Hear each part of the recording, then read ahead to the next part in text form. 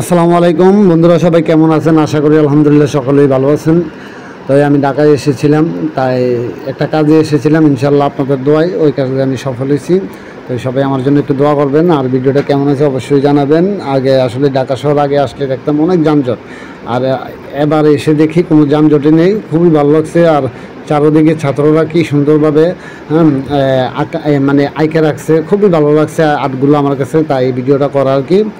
আর কেমন লাগছে ভিডিওটা অবশ্যই কমেন্টের মাধ্যমে জানাবেন, আর লাইক দিতে কিন্তু অবশ্যই ভুলবেন না। এখন দিনের ঢাকা শহর দেখতেছেন, আর রাতের ঢাকা শহর খুবই ভালো লাগছে। তাই কিছুক্ষণ পরে রাতের ঢাকা শহর দেখতে পারবেন। তার ভিতরে আছে মাছের বাজার, অনেক দাম মাছের বাজার।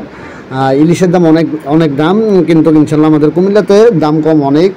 তার ভিতরে ঢাকাতে এত দাম, আমি অবাক, দেখে অবাক। আমি তো ভাবছি ঢাকায় নাকি ইলিশ মাছের দাম কম হবে, নিয়ে আসবো, কিন্তু না, আমাদের কুমিল্লার চেয়েও অনেক দাম বেশি ঢাকাতে, মানে এত দাম যা বলার বাহিরে।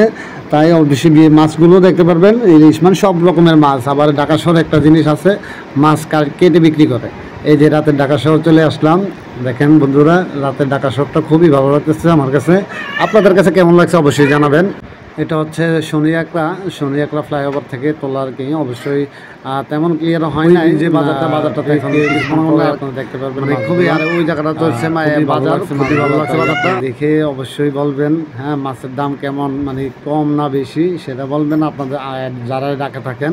আর আমাদের কুমিল্লাতে আসলেই অনেক দাম কম ইলিশ মাছের, তাই আর কি মাছ চলে আসলাম।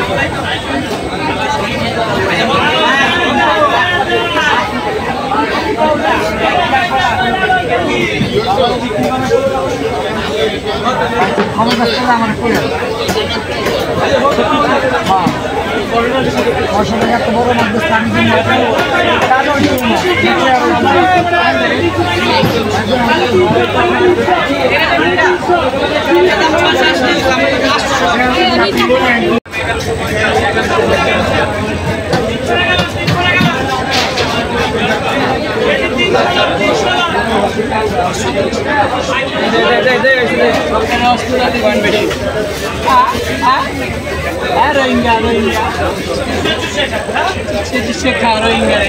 देशी टाका है, देशी टाका सरकार के चूसी खा